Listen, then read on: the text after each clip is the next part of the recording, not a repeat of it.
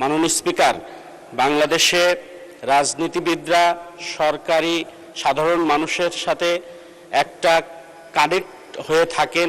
সুতরাং তারা অপরাধ করুক আর যাই করুক, দিন শেষে জনগণের সামনে যায়। আমরা দেখেছি সরকারি দপ্তরগুলোয় এখনো স্বাভাবিক পরিস্থিতি ফিরে আসেনি।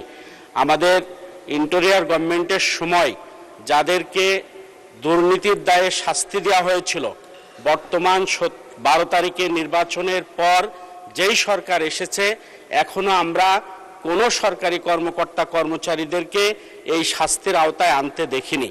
আমরা শাস্তি দেওয়াটাকে গুরুত্বপূর্ণ মনে করি না, গুরুত্বপূর্ণ মনে করি দুর্নীতিটা যেন না হয় সেদিকে।